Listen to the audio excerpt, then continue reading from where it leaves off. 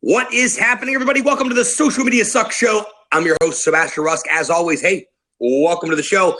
My trusty co-host and guest this week is my buddy Tyler Anderson, coming to me from the beautiful 72 and breezy San Diego. What's happening, Tyler? Not much. Excited to be here on the show. It's not 72 and breezy today. We've been getting our winter from cold front right now. So we have too. It was 56 this morning here. What is with that? Come on. That's not why we pay a sunshine tax for a reason, right? I had to break out a light jacket today. That's what had to go on. That's what had to go on today.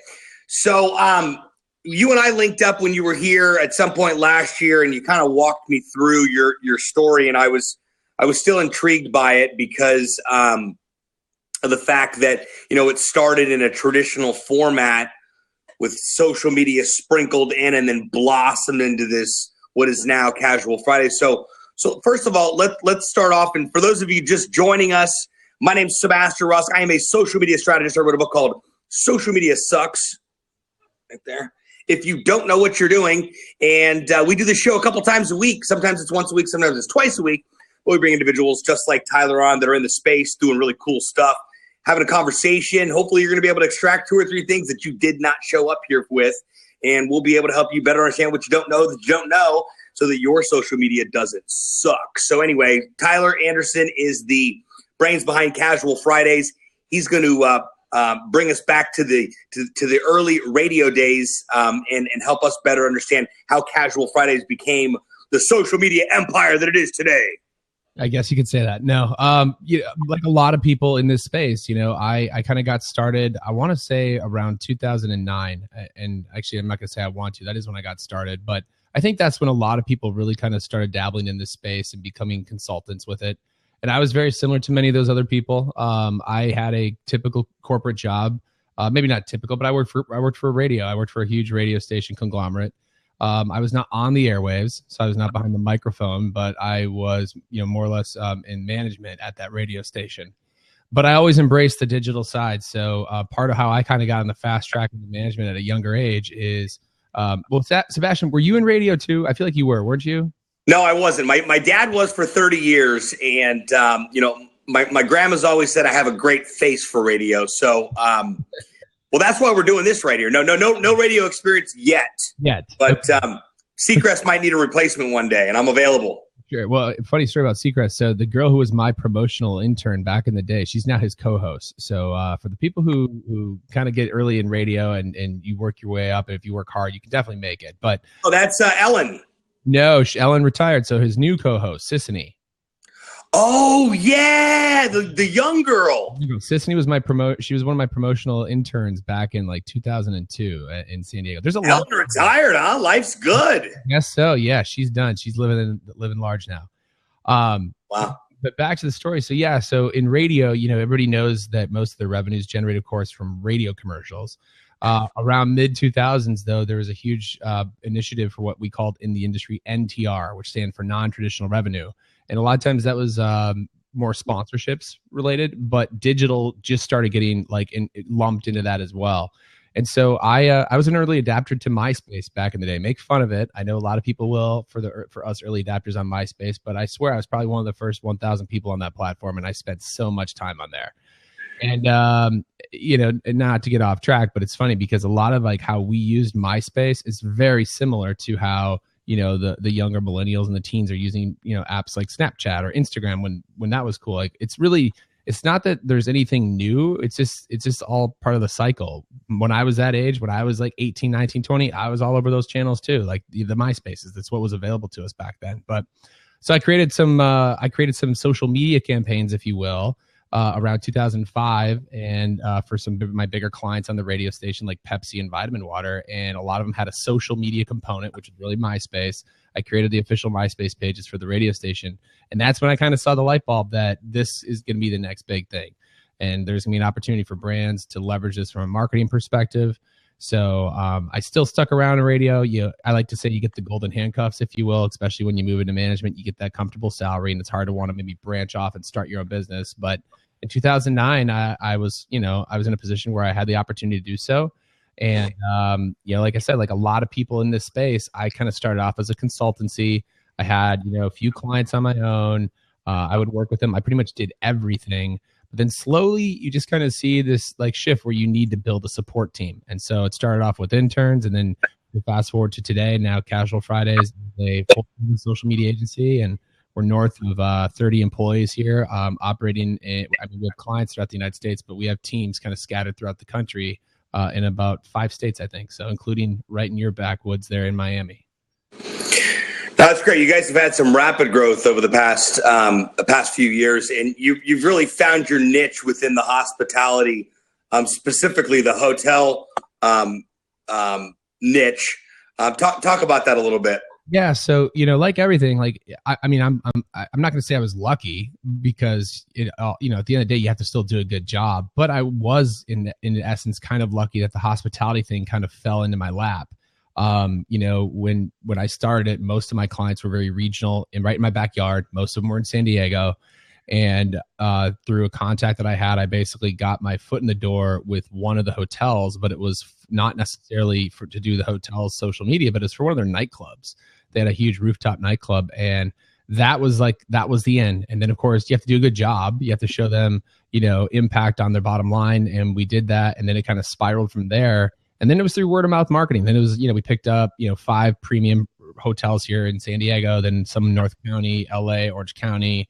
They kind of sprinkled up to San Francisco. And then again, a lot of these hotels have ownership groups that have presences throughout the country. And then next thing I know, we jumped over to the Atlanta market, and then we got down to Florida. It just kind of grows. And so very lucky in that sense. And, I guess you could say, yes, we have a strong niche there. We really do know it well from a social media standpoint.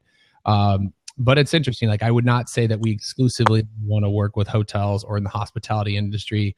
That's something I really did give serious thought to around last year. Everybody always says go niche. And I thought, okay, we should maybe exclusively focus on hotels. But we hired some business coaches to help us kind of go through the growth of our company. And one of them said, listen, if, brand X, and I can't remember the example he gave, it might've been like Taco Bell, for example, though. He's like, if Taco Bell calls you, they want to do some work with you, would you say no? And I'm like, no, I wouldn't pass that up. He's like, okay, so you do not want to be niche in hospitality. But then we went through a series of exercises. And so how we kind of identify the brands or companies that we want to work with is that, we want to work with fun and exciting companies. That's who we want. And of course, a lot of hotels are fun and exciting. Right. I'm the same way. I have to get excited about the product or brand. If your product sucks, social media is not going to fix it. That's for sure.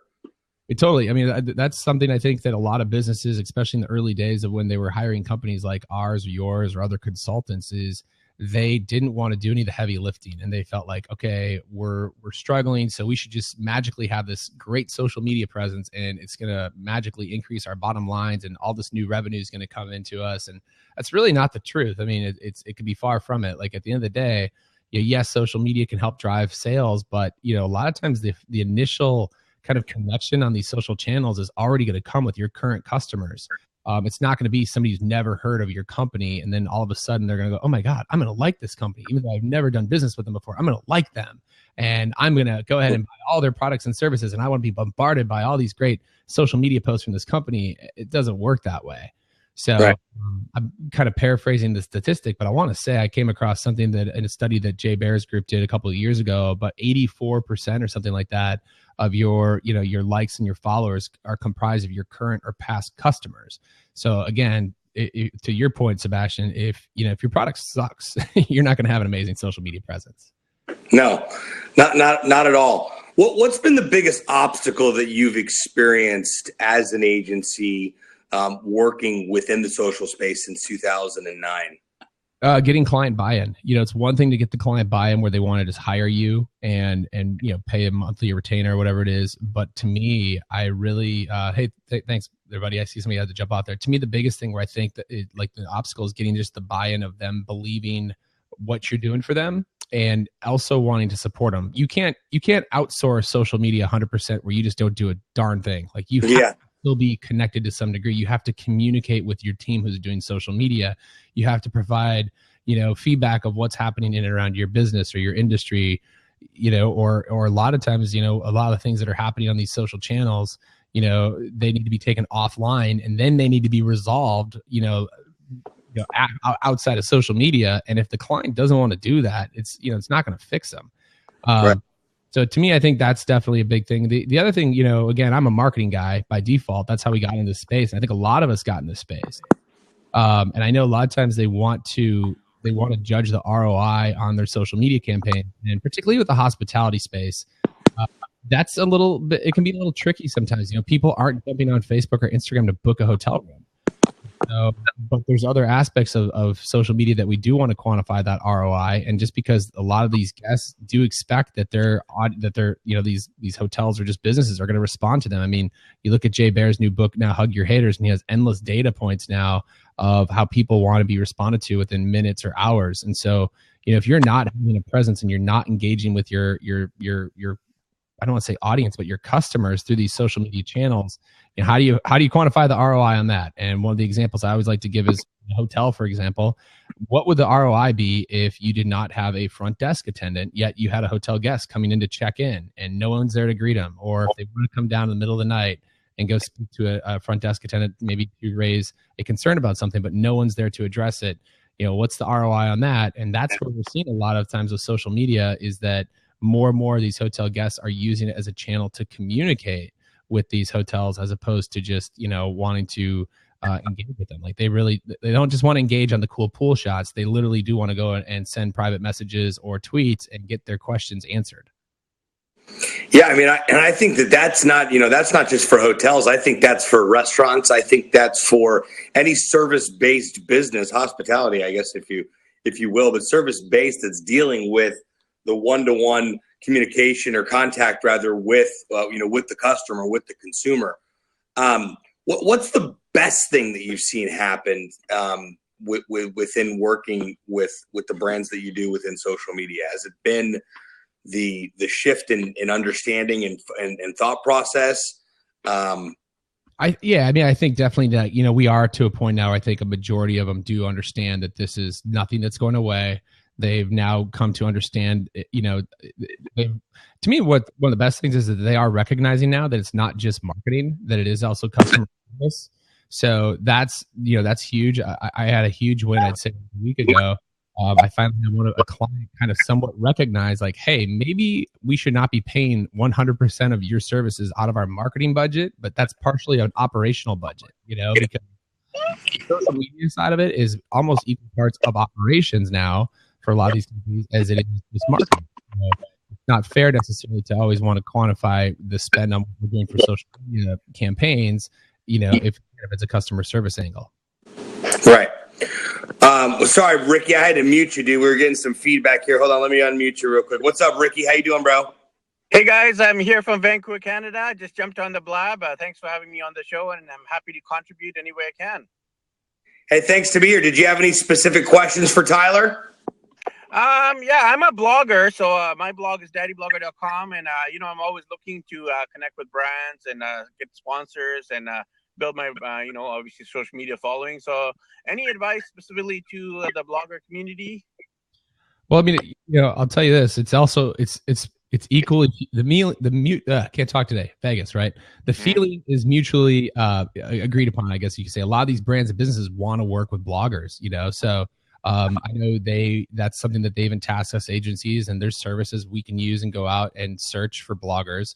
I will say this, sometimes from the agency standpoint, the hard part is weeding through like what's authentic and real and what's not.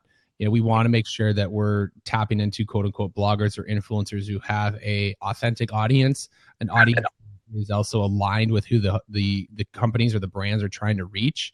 For example, like, it's kind of, you want to make sure if it's a niche business, for instance, let's use the hospitality side, they're not going to want to go and probably target with a fashion blogger. I mean, some might. If it's like in Miami, I could maybe make the case because there's a great, big, strong fashion scene up there. But for the average one, they might want to be really kind of to sell the destination more. Sure is. It might be like a travel blogger.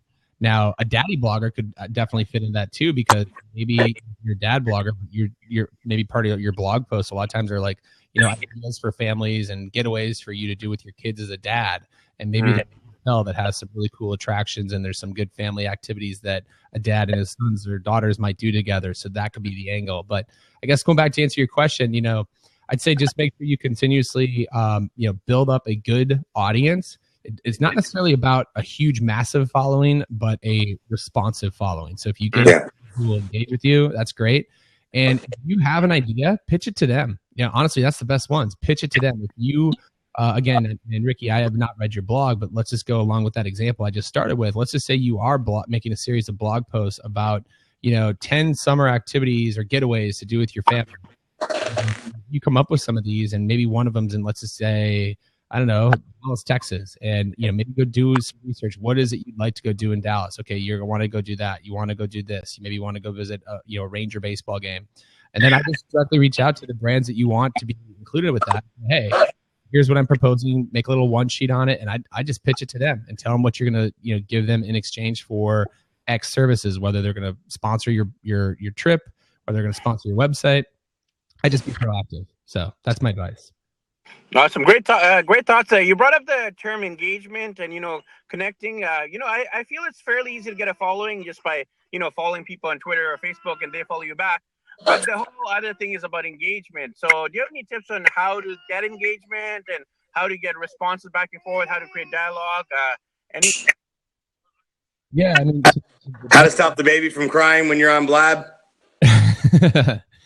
No, to me, that wasn't me, actually. That might be Ricky. Ricky, do you have a kid with you?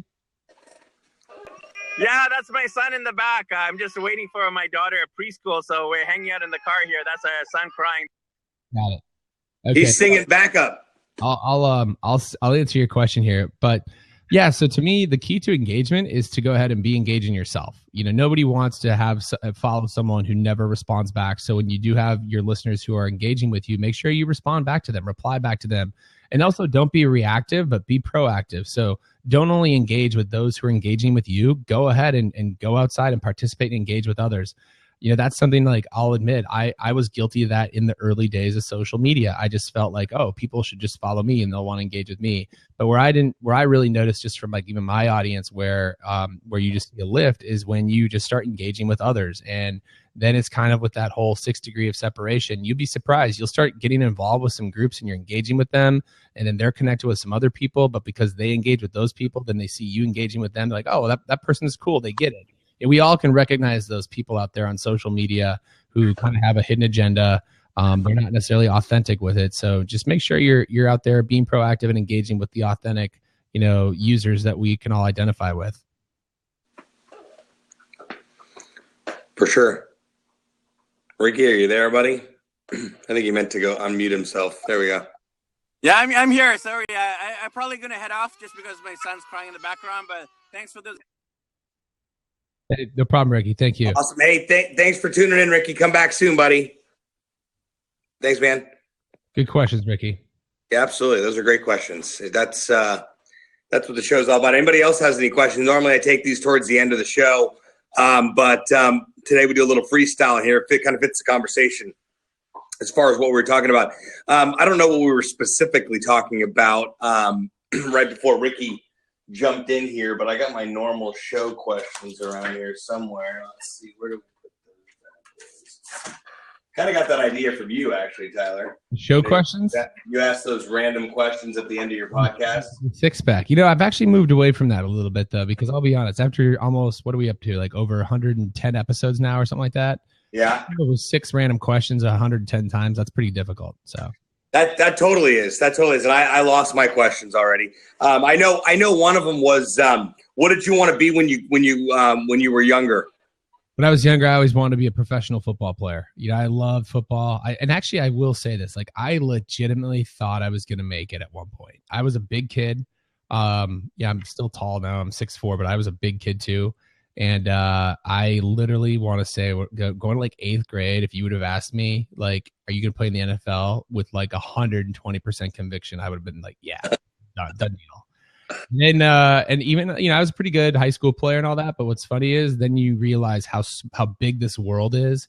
I'll never forget this, man. I was like an all conference player in my home state and all that. But I went to this University of Michigan football camp for like top high school players.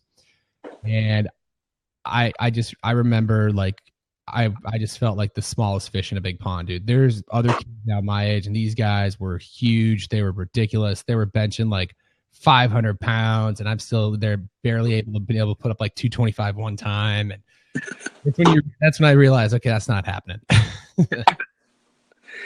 So speaking of football, what's going to happen? First of all, why do the Chargers have to leave San Diego? They don't have to. They don't have to. Okay, here's my take on this whole thing.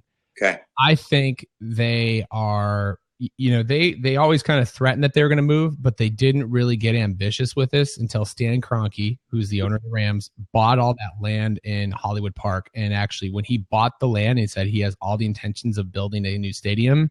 I think then they felt threatened, like, okay, there goes our leverage with the city of San Diego to build a new stadium.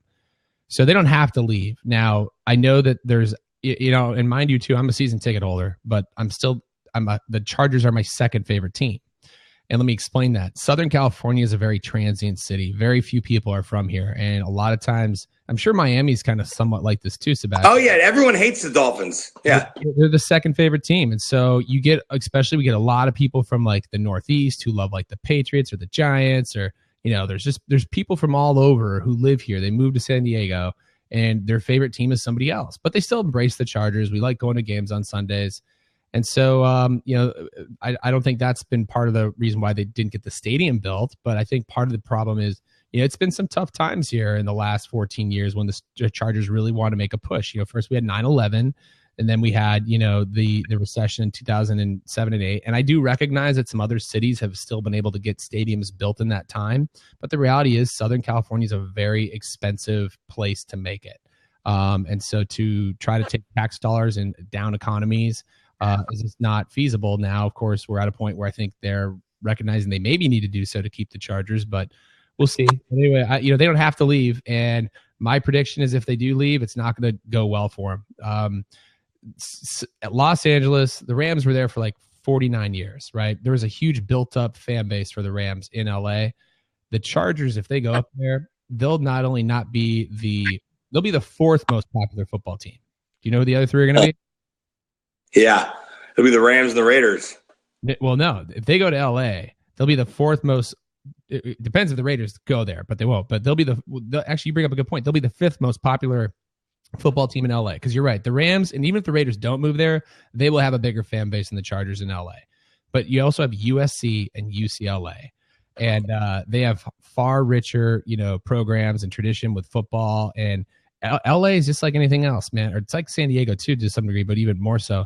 There's just too much to do. It's too beautiful. Like you can go play beach volleyball, you can go, roller skate or whatever it is. And if your team's not good, they're not going to show up, and it's just gonna be tough. And then so not only will they be the fourth most popular football team, they'll probably be like the 9th or 10th most popular just sports team in LA. You're competing for dollars for the Dodgers, the Lakers, the Clippers, all these other guys. So I don't see it ending well if they do move up there. But I just can't believe all three teams at the same time considering a move to the same place. I was just trying to. The only two can go.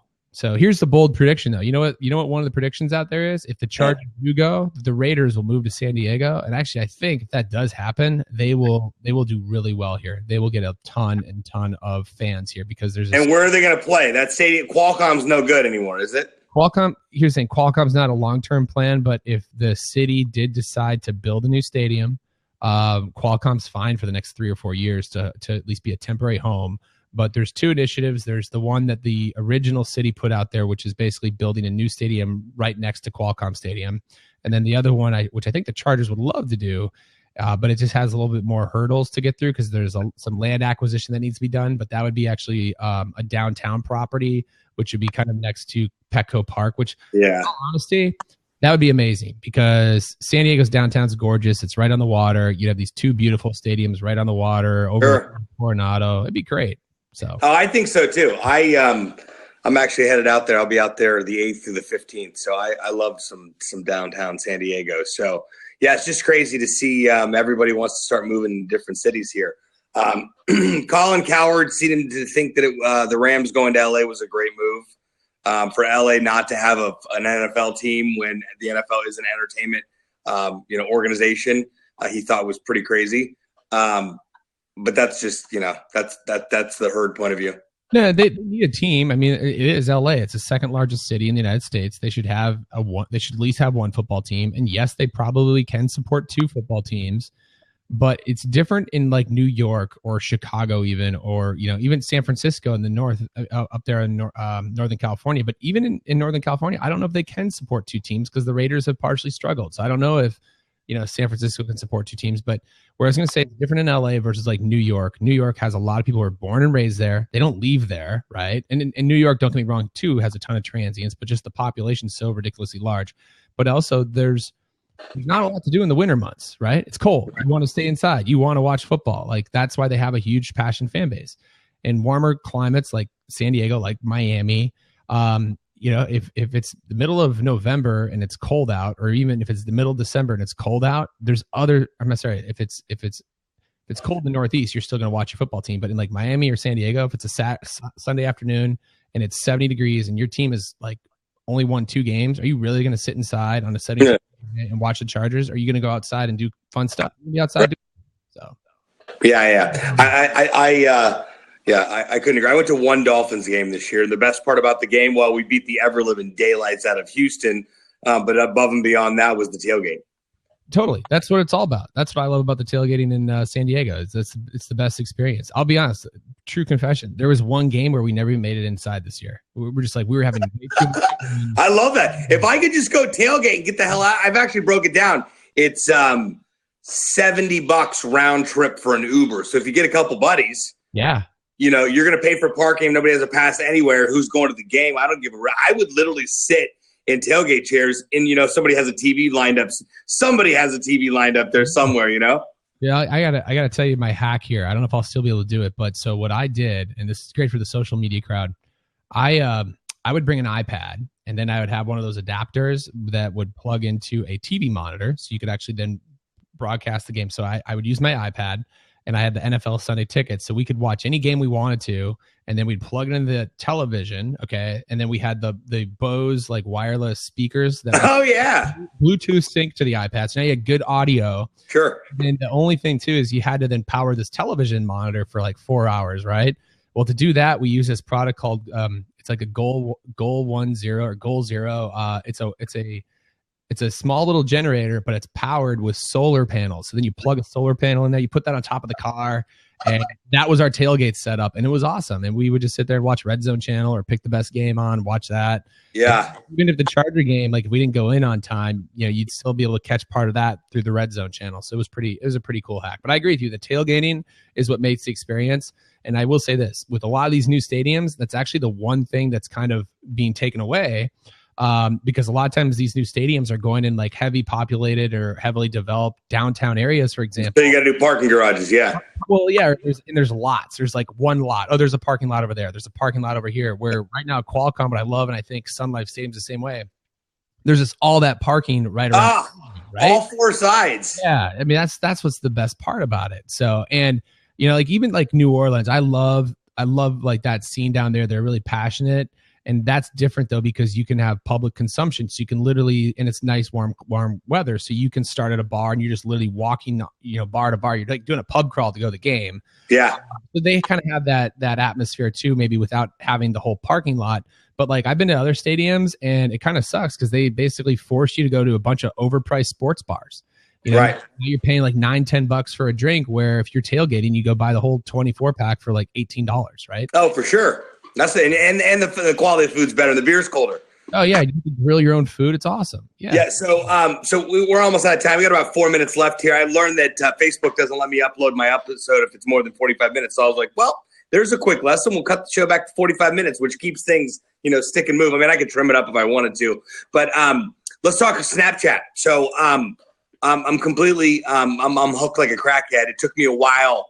I will be transparent and say it took me a while to wrap my head around why in the world I needed another tool. And, you know, like you and us being in the space here, we want our hands on what's brand new. I mean, the newest thing that's caught my attention has been Blab, and that's why I started the show, because I'm able to generate 4 pieces of content. I got a live show, I've got a video for Facebook, I've got a video for YouTube, and I've got a blog post. To me, that's winning, and it takes me about an hour and a half of my time once a week. I love it. Why do I need Snapchat? I was talking to Carlos Gill.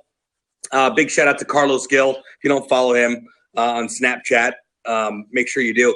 But we were talking about Snapchat, and he said, I use Snapchat as a content creation platform, Sebastian. I don't use it just to broadcast. I mean, obviously, that's the way of getting content out, but that makes so much truth. Like, DJ Khaled is just like slaying the Snapchat scene right now, right? With broken grammar and broken spelling. It just doesn't matter. He's a celebrity with a peek behind the curtain on his everyday life. He started to coin things. He's merchandised the broken grammar. He's just got the whole thing down pat, and he's captured. And a buddy of mine said last week, I said, I think Snapchat's paying him to do this. And my buddy said, no, dude, Snapchat has made him relevant again.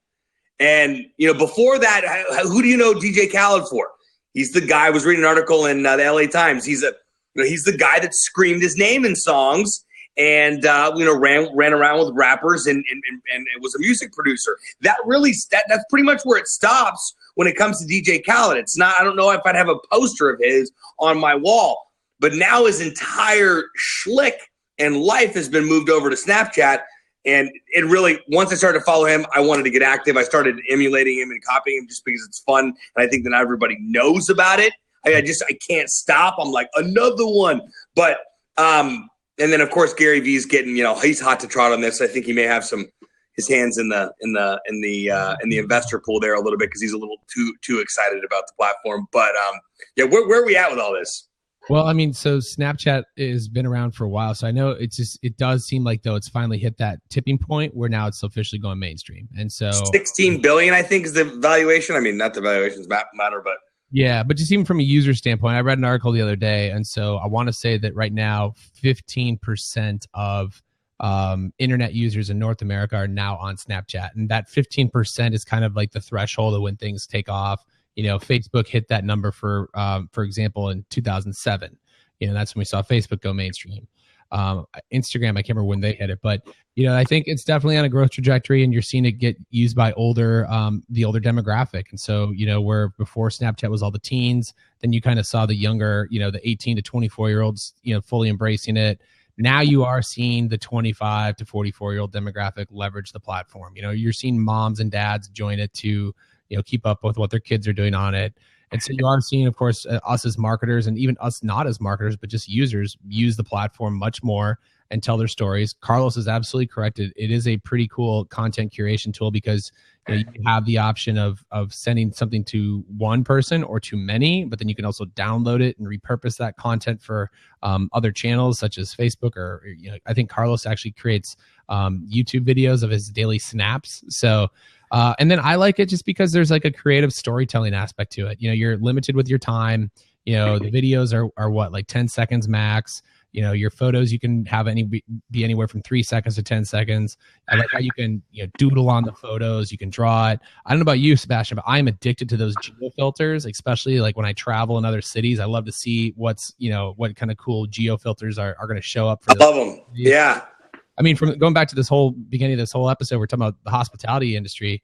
I mean, I think Snapchat's going to be huge because it's ultimately creating postcards, digital postcards for people when they're on vacations. With those, right? Wow, digital postcards. It's like here's where I'm at. And they're sending that to everybody who's their friends on these channels. And this is what I've been telling. I actually did a podcast episode about this last week.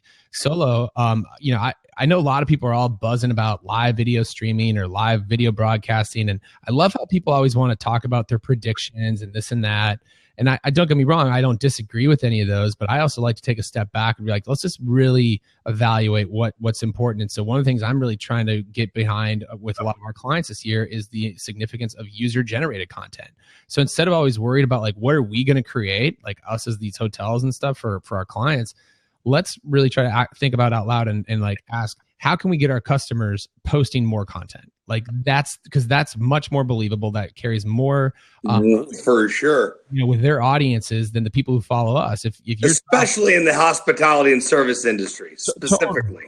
Totally. So to me, like we're really all in on getting more user generated content created for our clients. And that just means coming up with fun, interactive ideas and campaigns and how you can, get people activated, whether it's, a product you have or even a retail business, get them to talk more about, what they're doing. And, just to take the last second here of the podcast today or the episode here, the statistics are this: 92% of people trust word of mouth marketing or referrals more than they do any other form of advertising. So if you get more and more people basically giving those subtle brand recommendations for your business or your brand through social media, that's huge. So that's really what we're focusing on. So to me, Snapchat's great for that. That's why I love it. It's all user generated content. I don't think people are going to want to follow a ton of brands on the platform, just being totally honest. I think, you can use it for personal branding. I know some people will talk about some of the brands who do a great job on Snapchat, and truthfully, like it's okay, but I'm just more intrigued about from the possibilities that are there of just getting your customers using a channel like that to rave about products and services that they love. I think that's where there's going to be a huge value. Yeah, I mean, the brand has a presence there and they do generate content, but they're more on the platform so that they can receive content and they can, that user generated content. You're right. It's believable. It's there. Totally believable. So, well, thanks so much for your time, dude. I know you're a busy guy, so carving out an hour here to hop on, I sure do appreciate it. I'm going to be in your neck of the woods in second week of February. What is that? Traffic and conversion? Yeah, traffic and conversions. I'll be out there from the 8th until the 15th. Going up to Orange County that weekend, but let's try and grab a cup of coffee or a craft beer. For sure. Yeah, let me know when you're. I mean, I know your dates, but just ping me like a week before, and we'll find a pocket of time. Yeah, let's do it. What is that? What's my favorite Carl Strauss one? That Red Trolley. Is it the Red Trolley? It's the number something. There's a number.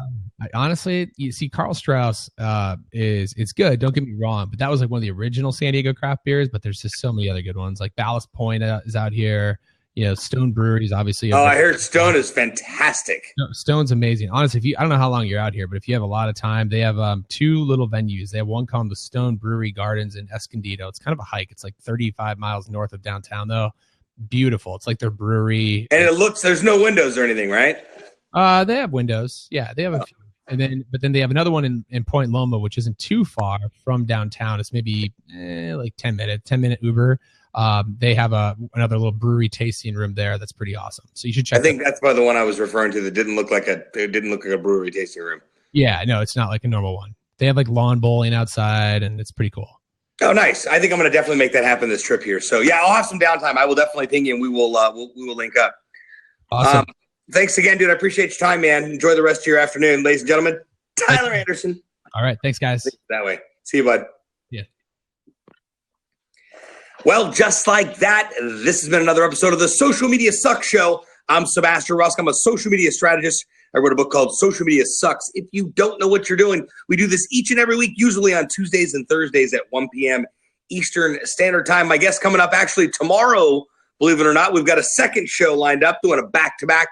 Mr. Scott Monty, formerly with Ford Motor Company, the global head of digital for Ford, and now on his own, scottmonty.com. We're going to be chatting about that transition from big brand to his own brand, social media. He's a bow tie brother, etc. So stay tuned. Make sure you're following me, and if you follow me, I'll follow you back. Hey, thanks so much for tuning in. I appreciate you guys. Without you guys, this show doesn't happen. Well, it does, but I'm talking to myself, and that can get a little weird. Hey, we'll see you next time.